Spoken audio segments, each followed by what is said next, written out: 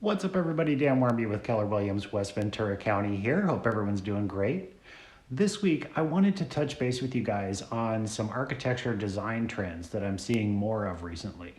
When we think about architecture trends, oftentimes I think we think about new construction, and there's a lot to unpack there.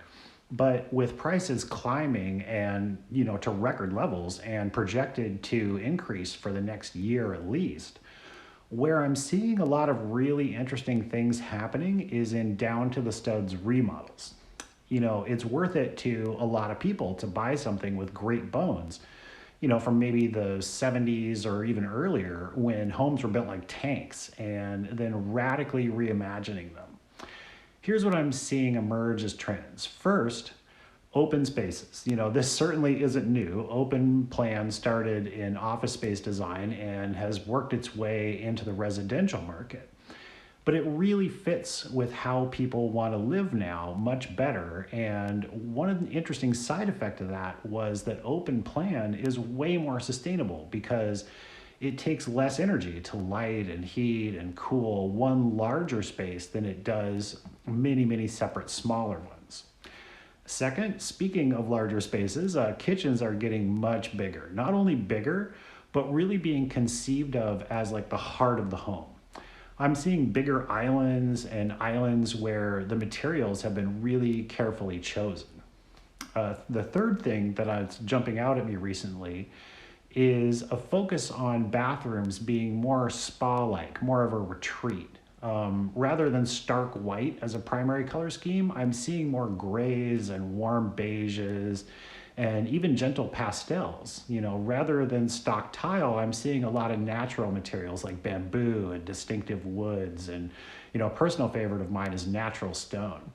The lighting's getting softer and there's quite a bit more round mirrors and real thoughts being put into original fixtures like wash basins and toilets. Fourth, I'm seeing a lot more bright, luminous spaces. For a while, I think people were concerned about cooling costs and UV light bleaching their furniture, but closed off, artificially illuminated spaces really seem to be on the way out. Windows are getting much bigger to let much more light, natural light, into rooms. And a lot of that is due to the R values of the insulation getting better. So you can let more heat producing light into the house and not send your cooling bills through the roof.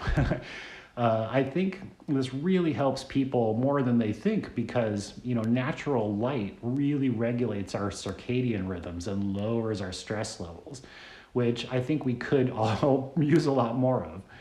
The fifth thing that I'm running across more often is more diversity in flooring and wall treatments. I love this because nothing kills an interior for me more than a big expanse of the cheapest, most boring laminate possible.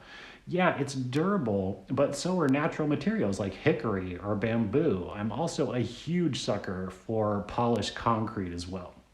I love natural stone flooring as well. It's a big choice and it tends to set the tone for the rest of the remodel just because there's so much of it. And if you're not putting in rugs, it's more of what you're seeing and interacting with in a real tactile way. Just keep Sautil tile out of the kitchen.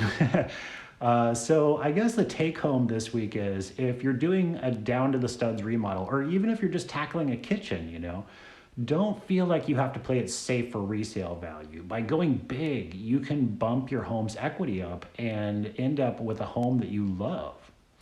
Well, I hope all that helps. I'd love to hear what you guys think in the comments. Don't forget to like and subscribe, and then have an awesome rest of your week, everybody.